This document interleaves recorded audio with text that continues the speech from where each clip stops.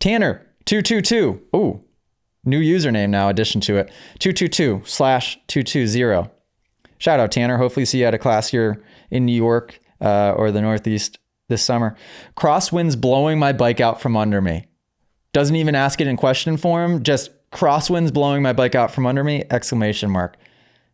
Tanner, don't worry. I'm here to save you. If it's windy, what do?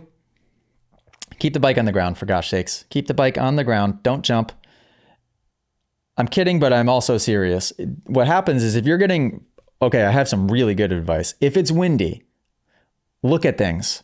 Is there a tree nearby? Is there a flag blowing? Best case situation. Is there tough black that's flapping in the breeze? Are there some blades of grass? Try to find things as reference points to figure out which way is this wind blowing. That's definitely, step number one. When you can figure out which way the wind is blowing, you can make proper calculations. So, and I didn't consciously realize I was doing this until track in Florida over the winter. It seemed to be windy every time I would go, but there were flags everywhere. So I was like, oh, this is easy. Each time I approached a big jump, I would just look at the flag. If it was blowing towards me, all right, well, let's hit this jump a little bit faster because I'm getting a headwind. If it's blowing away from me or with me, then, well, let's hit this jump a little slower because that wind's going to carry me a bit further this time. If I'm getting a crosswind, then I would assess like, all right, is it blowing pretty strong? Do I feel safe? Am I confident on this specific jump? And when I get a crosswind, the easiest way for me is I whip into the wind. So if the wind were coming from my right shoulder, I would be whipping throttle side down. So do that visual. Wind is coming from my right shoulder going across to my left, from right to left.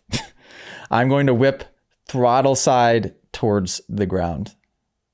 And what that does is allows the wind to carry my bike out, and then it naturally comes back as it would. And it feels pretty safe. Now, I do not recommend that for most people because you have to be really, really comfortable doing whips. And there's very few people I see comfortable doing whips out there.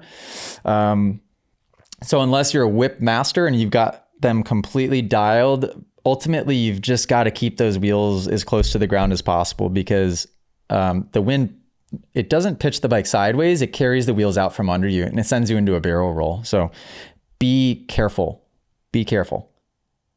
If you guys enjoyed this podcast clip and you want to listen to full episodes, you can do so on Spotify and Apple Music. If you want to send in your own video submission, you can join us in the Moto Academy family inside of the Moto Academy app by just going to themotoacademy.com. That's also where you can sign up for a class. Okay, guys, see you next episode.